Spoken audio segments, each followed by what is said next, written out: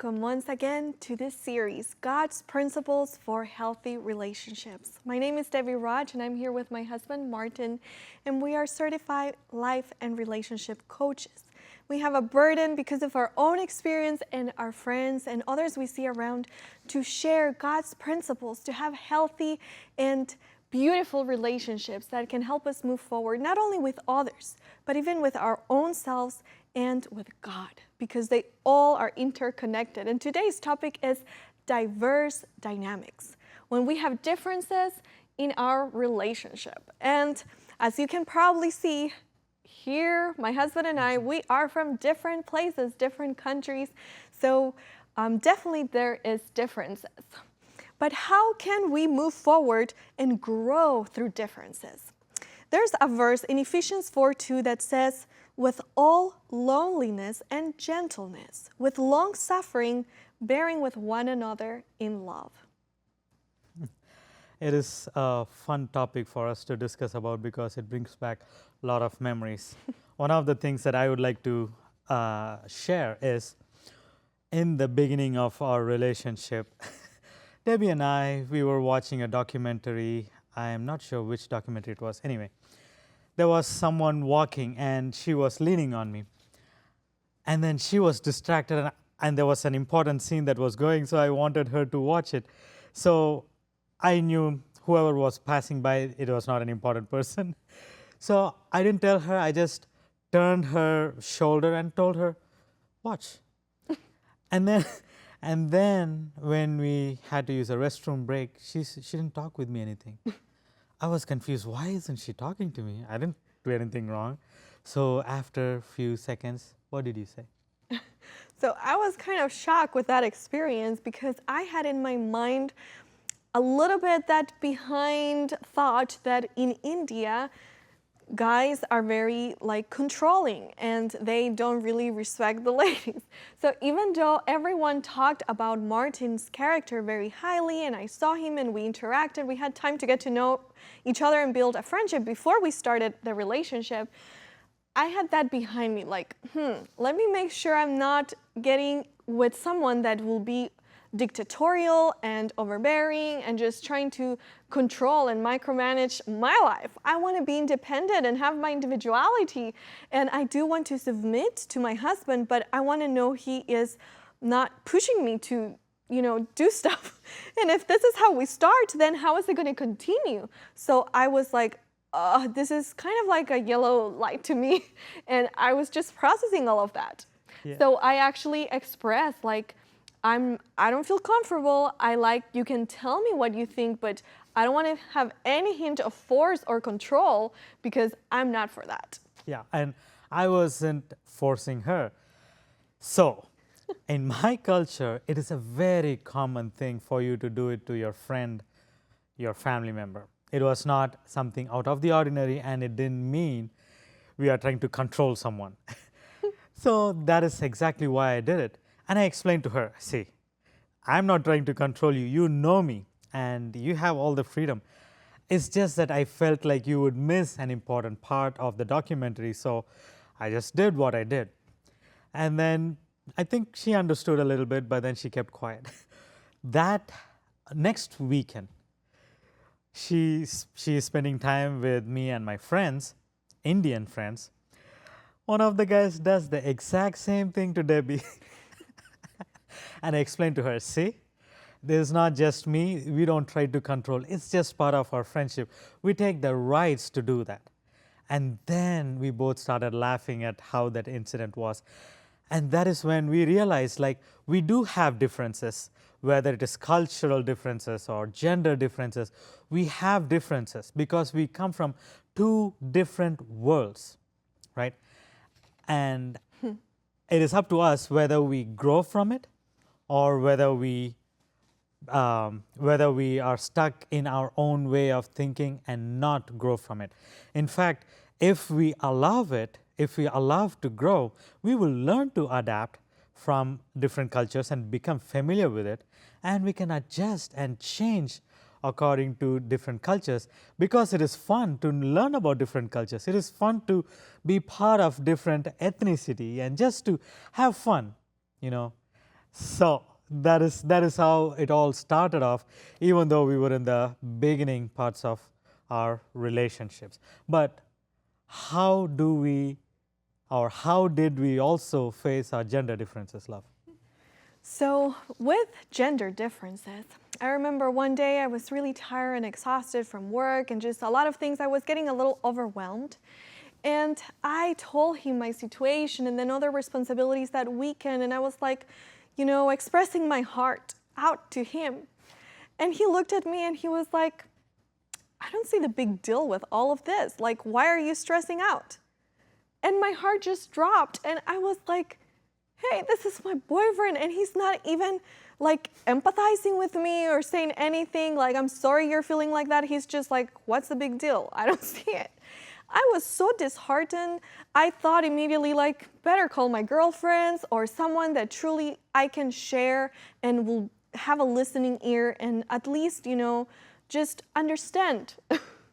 And so I eventually shared with him that I felt really not supported, validated, like I was by myself in my struggles. And so then later on, we actually started reading a book that is called Saving Your Marriage Before It Starts. And it had some very practical advice. And it shared how gender differences, a guy's brain, a lady's brain works so differently, and what for a guy is like, that's not a big deal, just like, look for the solution. For a lady, it's so important to be validated, to be understood, and when he started to implement that changing responses, and he started to understand how I thought and what I needed, then it made the world of a difference, just to say, wow, I hear you, I understand, or even if he doesn't understand, like, I'm sorry you're going through that, but I'll be here to support you. What do you need? Just that is like, suddenly my overwhelm left me. I felt empowered, and it was like, that's all it needed. Just understanding that it's not that he was insensible or that I was making a big deal of nothing, but that we both needed different things. Mm-hmm. Yes, yes, yes. I did that. I did that, but I was treating her like how I would treat my guy friends. And I was wanting her to just get over it. It's going to be fine. And then she started crying, and I didn't understand why she was crying. And then she explained to me what she was actually looking for and not to treat her like a guy. So, and as she said, when I started reading the book along with her, I learned, okay, so men and women process things differently. We all have to deal things differently. However, in this point, there is a second aspect I would like to bring into as well. And that is, women want to be acknowledged. They want to be heard, which I understand, I agree. But there are some women I have noticed, they don't acknowledge their husbands, and that is a very bad sign as well. Now, I'm not telling every woman, I'm talking about certain women. In fact, there was a class that was taking place.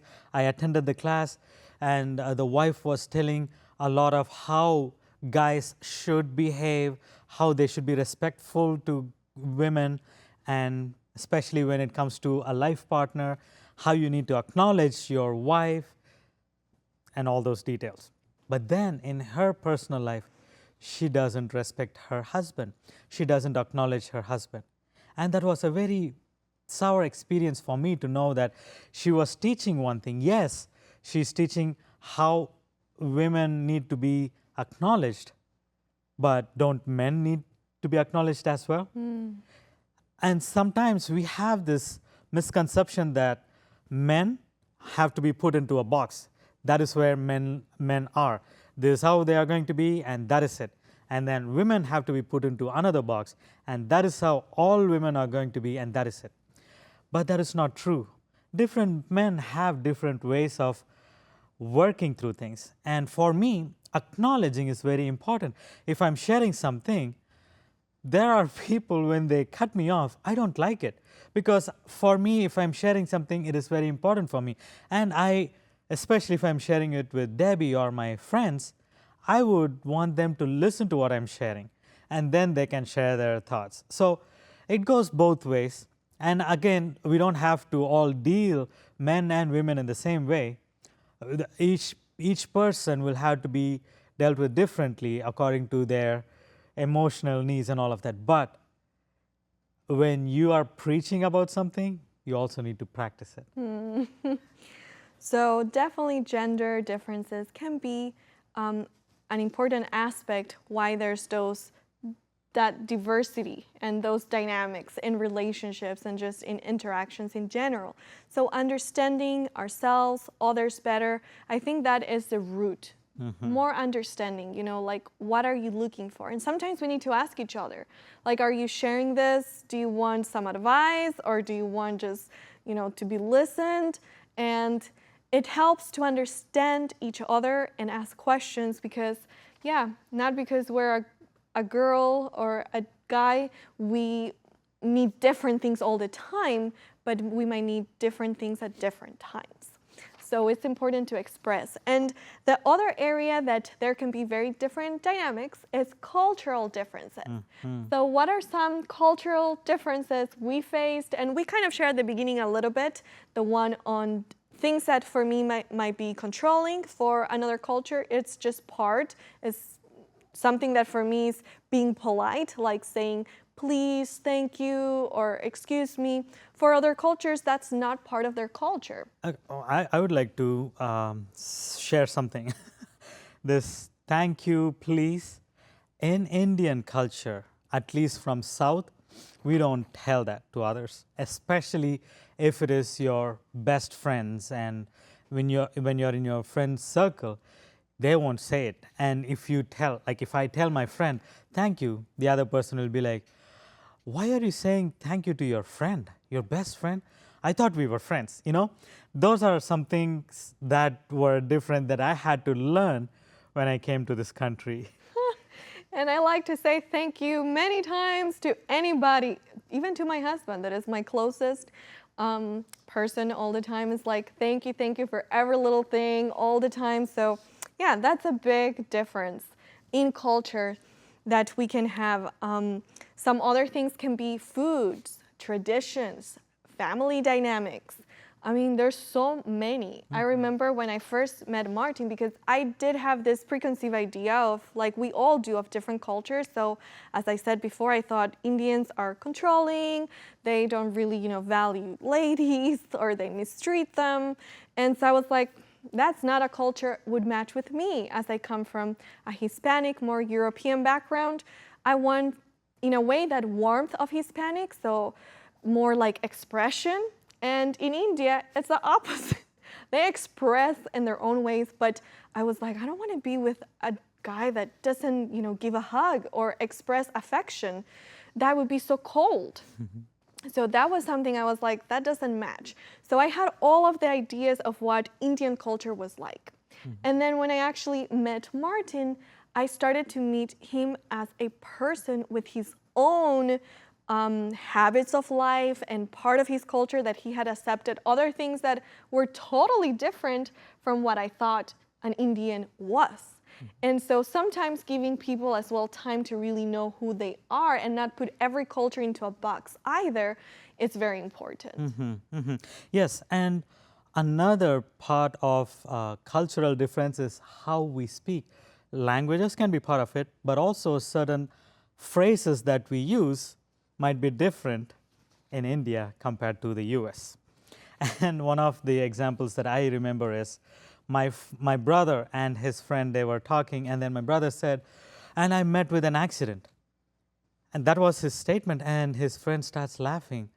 And my brother was confused, and he asked me, how would you say that, this phrase, how would you say it differently? I was like, what you said was perfect. I met with an accident. And then my brother's friend told us that you meet with people, but if you have an accident, you just said, I had an accident. You don't say, I met with an accident. But in Indian culture, that is how you say, I met with an accident. Likewise, when someone passes away, we say someone expired. That is a very common way of speaking in India. But here people started laughing. Yeah, it is like a medicine box that is expired. But that is cultural difference. Still, it's a difference. And as Debbie was sharing, we need to learn about each other's cultural differences so we can understand how things can go. Yes, and at the same time, we realized as we started to interact more with each other that we had a lot of things in common. Even though food was very different and language was very different, those were the main things that still are very different, but we actually loved family time. Family was a priority in South America, where I was raised in Argentina, and also in India. And we realized that we both wanted like modesty in our dressing, and not necessarily that's from Argentina, but just our personal convictions and lifestyle. So we started to realize, whoa, we have a lot of things that are like common. You know, Indians are hilarious and laughing and enjoying life, and I'm used to that as well from the Hispanic culture. So I was like, you're like a South American, but from South India. And even though we have big differences, I feel more connected with who you are, your perspective of life, than with some people from my own culture. So I started to question myself like, whoa, maybe I misjudge Indians as a whole, and I'm finding something new and beautiful. Yes, yes, yes, yes. And now we will move on to personality differences. There are two people, right? Introvert and an extrovert. Introvert, I consider Debbie to be an introvert, but once it is just between the two of us, she's the extrovert. But in public setup, she's an introvert. She prefers to have one-on-one conversations so that it'll be a more quality conversation for her. And she likes to be in smaller groups, not in larger groups. And I consider myself to be an extrovert. I do have introvert, but just a little bit. But being an extrovert, I like to spend time with people. I like to be in groups. I like to just walk up to a group, start talking with them, and I don't have issues with those things. So that is another part of differences. That is the personality differences. Yes, and that can be huge. Like since sometimes I can feel very comfortable, be super talkative, and this Hispanic comes out, then I kind of felt like I'm not completely an introvert, but at the same time I'm shy when I don't really know and feel comfortable. So I was like, I'm fine with an introvert guy or an extrovert or a middle ground, like I can adjust. And I thought I would be fine if they were fine. But I realized, because I was considering guys that were more introvert, that they actually were not very satisfied with my personality. So then many girls actually think that they need to be extroverted for guys to like them, or they need to change their personality to be accepted. And that's a very wrong thing, because with the right person, they will value for who you are and you will complement each other. So I was trying to be who I was not, you know, like I need to be more talkative, I need to be more asking questions all the time. And it was exhausting to try to be someone I was not. But then when I met Martin, I was like, I can be myself, and he loves it. So then personalities can also be better blends, and blends that might not be so compatible, but the point is you two need to be comfortable with each other and not feel awkward, because then that wouldn't be so helpful. Yes. So we have seen gender differences, personality differences, cultural differences. Now let us see some practical points that will help us to thrive in a relationship. Number one is to be present and supportive of who the other person is. This doesn't mean you have to necessarily do everything that the other person is doing, but you can support in what they are doing. The other part is actually the differences don't have to be a deal breaker. So differences can help you grow together, but you have to be very honest with yourself, with the other person, that you are okay with that process. Not everyone would have been fine to marry an Indian. I felt I connected, I felt it aligned, and we both felt that peace, and we saw God's hand leading, and we were happy, confident in the path God was opening for us. But not everyone will adjust to that. So Martin was not fixed in his culture, I was not fixed in mine. We were flexible and we match in many things, so that allowed it to move forward. But in other cases, you would have to pray and analyze. The difference doesn't have to be a deal breaker, but you need to see how much can you be flexible and adjust, or maybe it doesn't work. And at some point, your relationship or marriage should adopt and unite in heavenly culture. Like you both join together in prayer, you both have a way of going to church together, you do mission work together. So it is very important to adapt to something that is of heavenly in nature. Yes, and as well, the relationship you're in will form your own, once you marry, you will form your own family culture. So not only you have your country's culture, you have your specific family culture and heavenly culture ultimately, but that doesn't mean that anyone will go with whoever, because God will lead you to the person. But even if it's from your same country, your same town, God wants us to unite with that heavenly culture, like Martin was saying, and also to form our own family culture. And that might be changing things that in our home we grew up with, but now we want to make it unique to our family. As we form our little nucleus, as we have this new family, we need to think, what are we envisioning? What we are actually looking for in our family? Sometimes we might observe that our parents might have been a little extreme, being too conservative or too liberal, or you feel like, I think this was pushed on me a little too much, or I could do something else during this time, you know? So you analyze how you were raised, and if you see a lot of positive things and you want that to be your family culture, great. But if you feel like that needs to be changed, there are some people that actually change their perception, their culture as they grow up because they were raised in a too conservative family or too liberal family, right? So they want to make their own changes and they try to bring that balance into their life. And that is actually a good thing because they are seeing it didn't work for them and they want their family, their children to have a different way of working in their family life. So yes, you are two different worlds coming together. Even if, as Debbie was saying, even if you are in the same street, it is still two different worlds, male and female coming together. And as you come together, there has to be a lot of understanding, adjusting, and processing, and see how we can work together, how we can synchronize this whole relationship and marriage, and to bring one perfect, beautiful culture which represents heaven in the home. And I want to read a verse that it's a beautiful thing in Romans 15, 5-6. It says, "Now the God of patience and consolation grant you to be like-minded one toward another, according to Christ Jesus, that ye may with one mind and one mouth glorify God, even the Father of our Lord Jesus Christ." So beautiful. God wants us to be in one mind, one accord with Him and with each other. And so we want to end with a challenge as well. As we are closing this part and you realize that there may be so many different areas that you are different with another person, ask yourself, what is something that means a lot to you?